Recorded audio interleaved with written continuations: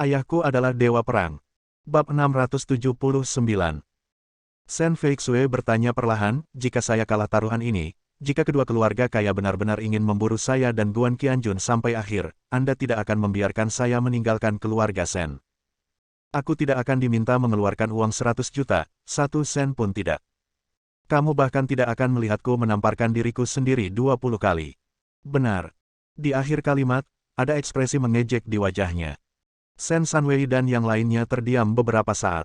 Anda melihat saya dan saya melihat Anda, saling memandang. Tiba-tiba, Sen Rong mengedipkan matanya dan segera berkata, tentu saja, taruhan ini hanya lelucon, paling banyak lelucon serius, tetapi pada akhirnya tetaplah lelucon. Anda adalah keponakan saya dan cucu kakek Anda. Ah, kita semua adalah saudara-saudara. Bagaimana kita bisa melakukan hal tanpa emosi seperti itu? Mari kita bicarakan, kan? Sen Feihua mengangguk cepat, ya, ini benar-benar lelucon. Bahkan jika Anda, Feixue, benar-benar diburu oleh dua keluarga kaya, tidak peduli apa, keluarga Sen kami akan melakukan yang terbaik untuk menyelamatkan Anda. Dua keluarga kaya mengejarmu karena mereka mengejar kami. Mereka ingin membunuhmu karena ingin menginjak-injak keluarga Sen. Meskipun kami adalah salah satu dari 7 keluarga besar dan jauh lebih rendah dari keluarga kaya, mereka melakukannya untukmu. Demi Feixue tercinta, kami akan menumpahkan tetes darah terakhir kami.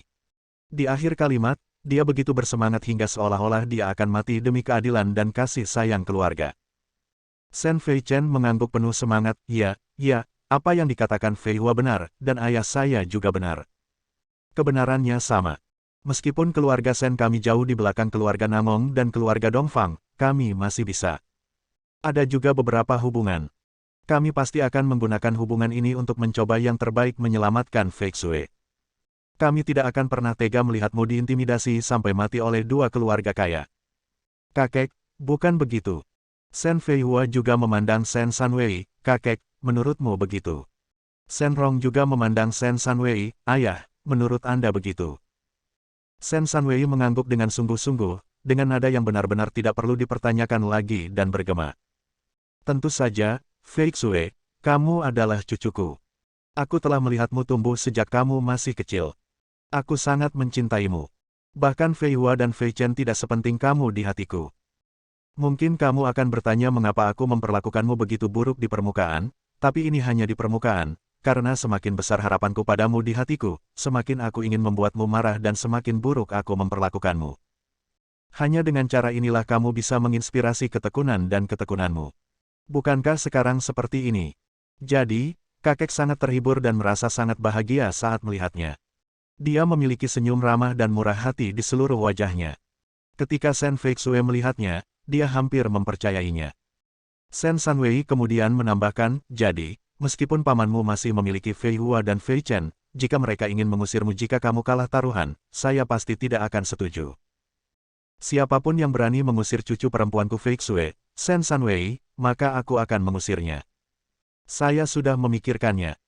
Jika dua keluarga kaya benar-benar datang ke sini untuk membunuh saya akan berdiri di depan pintu untuk memblokir mereka dan menanyai mereka dengan sengit bahkan jika saya bersedia disingkirkan.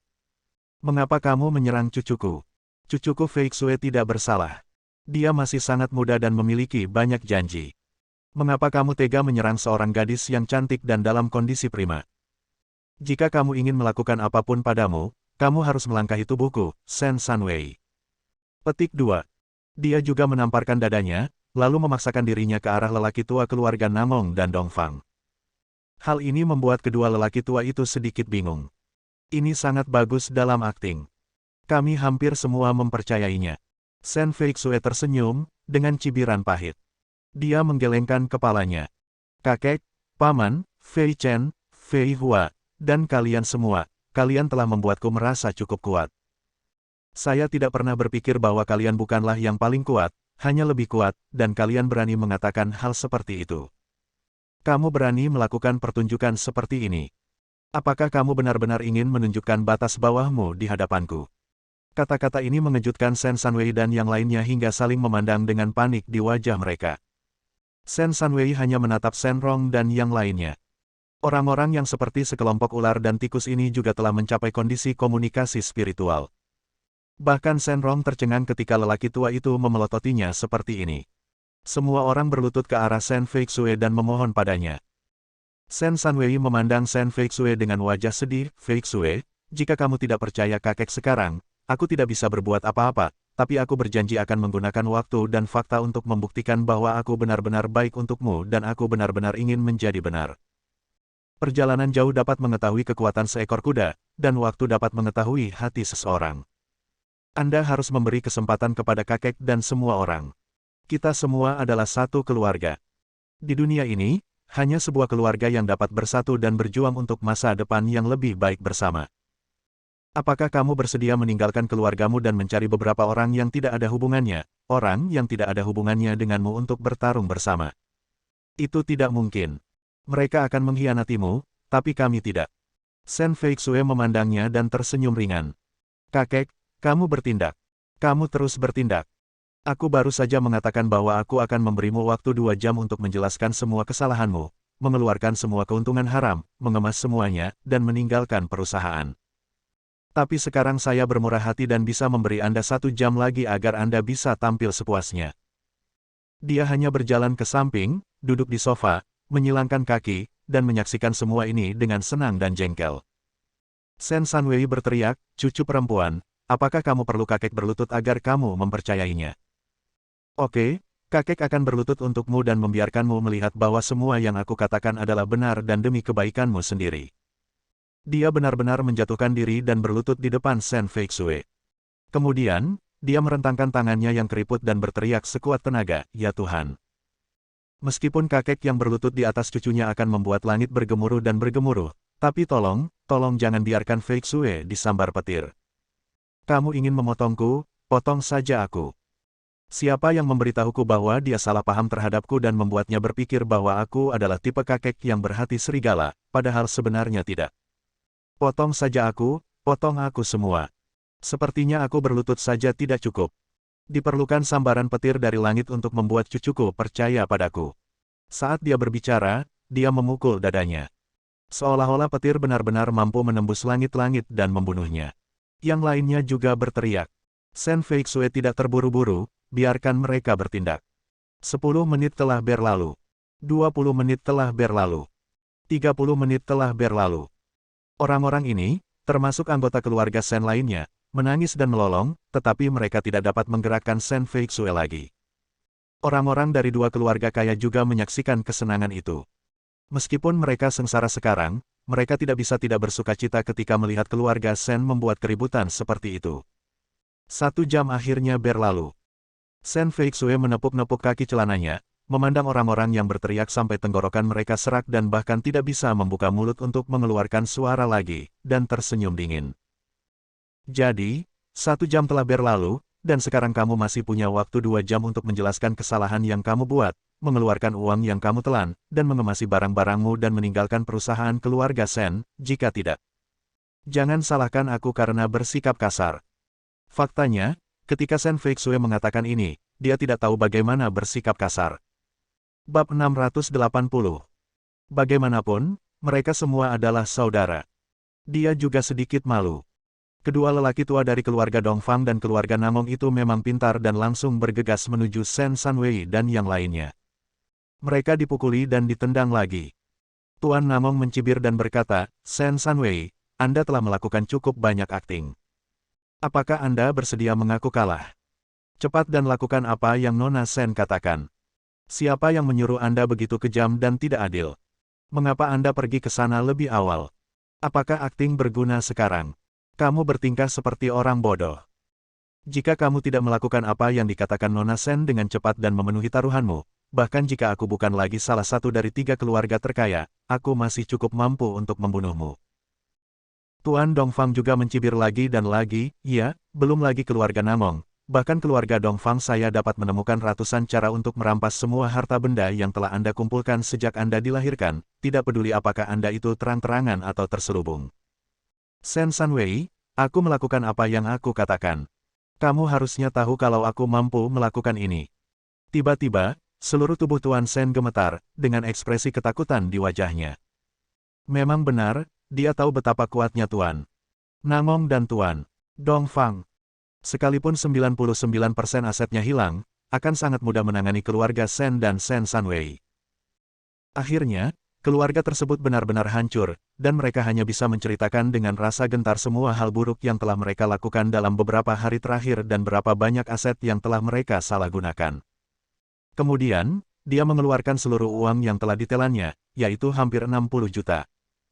Jumlah ini mengejutkan Sen Feixue. Dia mencibir. Baiklah, kakek, saya bekerja keras untuk perusahaan keluarga Sen. Saya tidak berani melewatkan 1 sen pun dalam bisnis, dan saya tidak berani serakah untuk 1 sen pun. Kalian dengan rakus menghasilkan begitu banyak uang hanya dalam beberapa hari terakhir.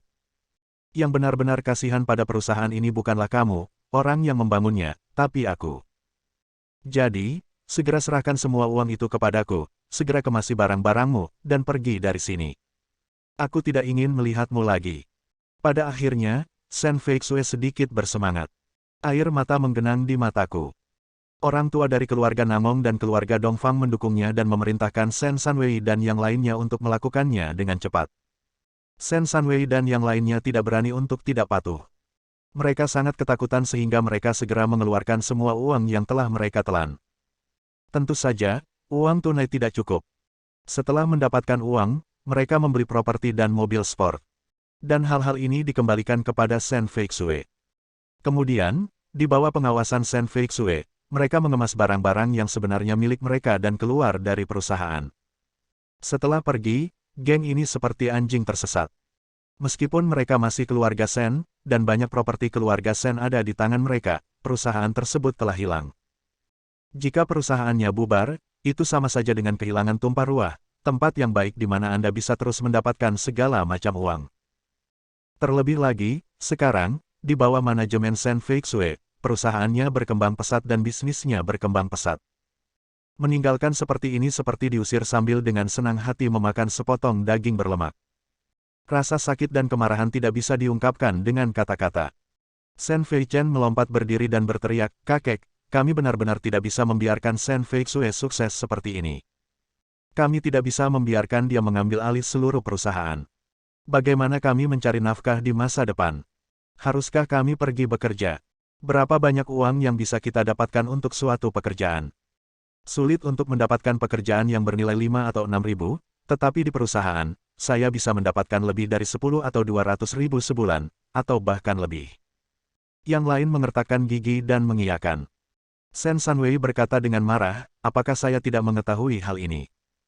Bukankah saya ingin kembali ke perusahaan atau mengambil kembali perusahaan itu? Tetapi saya perlu mencari jalan sekarang. Dari mana gadis sialan itu berasal? Dia mampu membuat 2 keluarga kaya raya menyerah dan memberikan 99% asetnya. Dia sekarang memiliki kekayaan bersih hampir 200 miliar. Dibandingkan dengan itu, perusahaan kita bukan apa-apa, tapi dia tetap menginginkannya. Benar-benar tidak tahu malu. Wanita jalan kecil ini sangat tidak tahu malu." Setelah membicarakannya, Sen Sanwei hampir muntah darah. Sen Feihua berkata dengan kasar, "Ya, saya belum pernah melihat orang yang begitu tidak tahu malu. Dia telah menghasilkan hampir 200 miliar, dan dia bahkan tidak memikirkan kerabatnya. Mari kita nikmati. Dia menghasilkan banyak uang, untuk siapa dia membelanjakannya? Jika dia tidak mengurus kerabatnya, siapa yang akan dia urus? Sekarang bagus, dia bahkan mengeluarkan kita dari perusahaan. Saya pikir dia hampir mendapat aset 200 miliar dari 2 keluarga kaya. Saya ingin mengembangkan perusahaan, tetapi saya takut kami akan serakah terhadap uangnya, jadi saya menggunakan tipuan yang begitu kejam. Ternyata kita semua masuk ke dalam perangkapnya." Ketika Sen Feihua mengatakan ini, semua orang di sekitarnya setuju, dan bahkan lebih membenci Sen Feixue. Sen Rong memasang wajah muram, "Sepertinya sekarang kita harus mencari Sen Chang dan Su Yufeng dan menanyakan apa yang terjadi. Mungkin kita bisa kembali ke perusahaan melalui mereka. Kami tidak akan pernah berdamai menerima aset tersebut dari Sen Feixue." Sen Feichen berteriak, "Ayah, apa yang kamu katakan bagus, kami tidak akan pernah bisa membiarkannya begitu saja. Mengapa Sen Feixue dapat menikmati 200 miliar, tetapi kami harus hidup di jalanan? Tidak ada alasan seperti itu di dunia. Karena dia punya uang, dia akan membaginya dengan kita." Wajah Sen Sanwei muram, "Arong, kamu berkata baik. Jika tidak ada cara lain yang lebih baik sekarang, kita akan pergi ke Sen Chang. Tidak peduli apa, dia adalah putraku. Jika putrinya punya uang, dia akan melakukannya.